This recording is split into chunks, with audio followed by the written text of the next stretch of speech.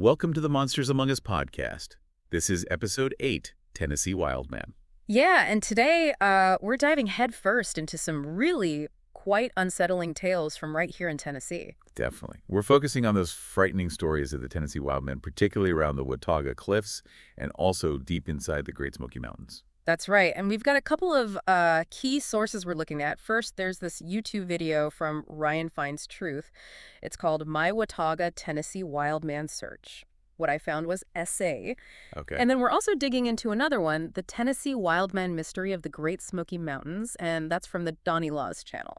So the idea here is to really, unpack these accounts, try to figure out what might be fact, what's maybe just folklore, and kind of explore why these spooky stories stick around, right? Exactly. Why do they persist? So let's start with that Watauga Cliffs incident, the one from the Ryan Finds Truth video. Right. So the story basically is these two guys, Rob Phillips and Randy Sparks. They were out near Watauga Cliffs, late night, raining. Okay, already setting a scene there. Yeah, and they claimed they run into this huge, hairy creature, like 9 feet tall, and it lets out this awful, piercing scream. Whoa, 9 feet. Yeah. That's massive. And the scream adds a real primal fear element, doesn't it? Totally. And it apparently chased them. Chase them. So it was aggressive. Seems like it. The story gets even wilder. They supposedly got separated for a bit. Oh, boy. And one of them, Randy, I think, said he ended up near a tree, looks up, and this thing had climbed into the tree Climbed a tree. and was growling down at him. Just really menacing. Wow. Okay, tree climbing and growling. That makes you think, maybe. Bear. Yeah, we'll get to that. But they eventually both scrambled back to their car, right? Only to find the creature was just standing there right in front of the car. Blocking their escape. That's terrifying. Yeah, until they finally gunned it and got away. It paints a really intense picture. Definitely. And just for context, the Watauga Cliffs, they're sort of between Elizabeth Cityton and Johnson City, Tennessee. Right. Not exactly the deepest, darkest wilderness imaginable. No, and that's a point that YouTuber Ryan makes pretty early on. He's kind of skeptical from the start because of the location. Yeah, it makes you wonder, doesn't it? A 9-foot hairy monster hanging out near town. It raises questions. So this YouTuber, Ryan, he decides he's going to go check it out himself, see if there's anything to this story. Good on him. Boots on the ground. Yeah. So what did he find when he actually got there? Well, he hiked the trail leading to the bluffs. He mentioned it wasn't, super well-maintained, a bit swampy in spots, he said. Okay. And he actually contacted Rob Phillips, one of the original witnesses, just to make sure he was in the right place. Smart. Yeah, because apparently there are a couple of cliff areas. Phillips confirmed it was the recreational area, the one with the trail, not some other, harder-to-reach cliffs further up. Okay, so a spot people actually go to. Right, which kind of feeds the skepticism, Makes you lean towards other possibilities. Like what did the YouTuber think it might have been? Well, he floated a few ideas. Could it have been maybe a homeless person living rough? Possible. Or maybe a poacher hunting at night in the rain, trying to avoid being seen? That could explain someone acting weirdly or aggressively. Yeah, that makes sense. And then, of course, the bear theory, especially with the tree climbing and the growling. Right, bears do that. Yeah. But 9 feet tall? That still feels like a stretch for a black bear, even on its hind leg. It does. It really does. Maybe in the dark, in the rain, scared. Yeah. Things look bigger. But yeah, 9 feet is specific. So did he look for actual, physical evidence, footprints, anything like that? Oh, yeah, absolutely. He was searching the muddy parts of the trail for tracks, something big and unusual, looking for scat, maybe bones, anything that screams giant cryptid. Nothing. He found deer tracks, plenty of those. So normal wildlife was around. But no giant footprints. Nope. Zero. What he did find, interestingly, was a fair bit of human garbage. Oh, really? Like what? Like food wrappers.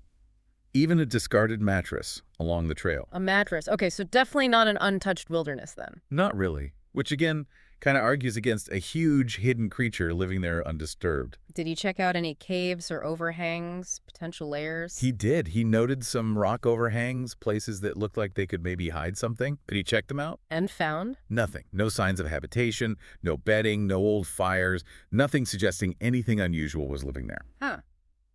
He also mentioned the trail got tougher further in. Yeah, past a certain big boulder, he said it got pretty difficult, suggesting most people probably turned back before that point. But even in that harder-to-reach section, still nothing. Still nothing. He mentioned the views were nice, river rock formations, but no wildman evidence.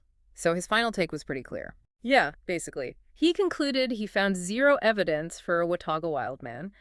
His feeling was it was likely imagination running wild, or, they saw something ordinary, maybe a bear, maybe a person, and just misinterpreted it in the heat of the moment. A pretty logical conclusion based on the lack of any proof at that specific spot. Right. But then let's shift gears to the other video, the one from Donnie Laws. This one takes a much wider view. It looks at the whole history of these wild man legends in Tennessee. Okay, so moving beyond just the Watauga incident. Exactly. It puts it in a bigger context. And the first point it makes is, look, stories about wild men aren't new. Not at all. Right, you hear about them from way back, even in Europe. Europe, England. These legends have deep roots. The video mentions some early U.S. reports, too, like one from 1877 in western North Carolina. What was that one? Apparently, some gold miners saw a strange creature, followed it to a cave, and found a ton of animal bones inside. Animal bones. Interesting. Not human. It doesn't say human in that account, no. Which, might suggest the legend changed over time, got maybe more sinister later on. Possibly. What else did the video cover? There was this really strange story from 1896, Cleveland, Tennessee. Supposedly, they captured a wild man in the woods. Captured one. Seriously? Yeah, according to the story. He was described as totally feral, couldn't communicate, and they ended up sending him to an asylum. Wow. That's pretty dark. It really blurs the line between folklore and, actual historical events or misunderstandings. It really does, and the video brings up a really interesting point about timing. It notes a big increase in these wild man stories right after the Civil War. Oh, why would that be? Well, the theory proposed is it could be linked to deserters, guys who abandoned the fight, maybe from both sides, and just vanished into the wilderness to survive. Ah, okay. Living off the grid, becoming isolated. Exactly. They'd have to live off the land, they'd look rough, maybe act strangely if encountered. It's plausible they could have become the basis for some of these wild man sightings. That adds a whole different kind of sad layer to it, doesn't it? It does. It grounds some of it in potential historical reality. The video also touches on the Appalachian Trail, hikers sometimes telling stories, and it really emphasizes the sheer vastness of the Great Smoky Mountains National Park. Over 500,000 acres. It's just huge. Easy to imagine things staying hidden in there. For sure. And that leads into the more somber part, the number of people who go missing in national parks. Yeah, that's always unsettling. The video mentions famous cases like Dennis Martin back in '69 and Trinity Gibson in '76, kids who just vanished in the Smokies. And some of those cases are still unexplained. Yeah. While many disappearances are sadly due to accidents, getting lost, maybe animal attacks, some just remain mysteries, and that's where the speculation comes in. The wild man theory again. Yeah. Or Bigfoot. Both get mentioned. The idea that maybe, just maybe, there are feral humans living deep in those woods.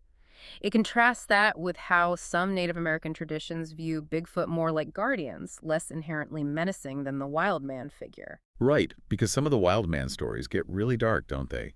Mentioning cannibalism even. Exactly. That's a recurring, terrifying element in some versions of the legend. Really taps into deep-seated fears. And the park gets tons of visitors, but most stick to the trails, right? Over 12 million a year, apparently. Yeah. But yeah, the video stresses that only a tiny fraction ever go deep off trail. Vast areas remain virtually untouched by visitors. Makes sense. It also mentioned being careful with kids in the woods. Yeah, just a general caution, which is always wise. But then it gets into some, let's say, less verified territory, rumors. Like what kind of rumors? Things like stories of secret bounties being paid way back when to hunt down and get rid of wild men in the park. Seriously? Any proof of that? No, the video is clear these are unverified rumors. Same with the idea that Green Berets were supposedly sent in to look for a wild man when Dennis Martin disappeared. Okay, that sounds pretty far-fetched.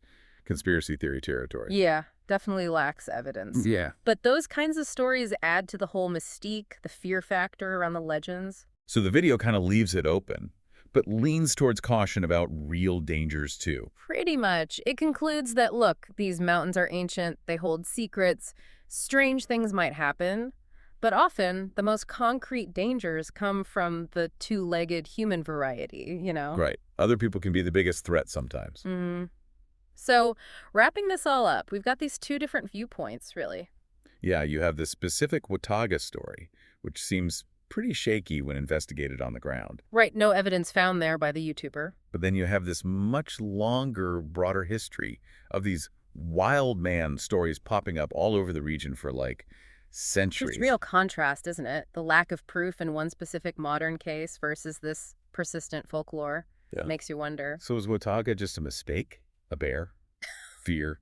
While the older stories hint at something else, something more elusive hidden in those huge forests. It's possible. You can't totally ignore the environment. It is rugged, remote terrain in places. Could something or someone hide out there? Maybe. Extremely unlikely, but the terrain allows for the possibility. So the final question is kind of, are these just scary stories we tell ourselves about the dark woods? Mm. Campfire tales? Or could there be something more?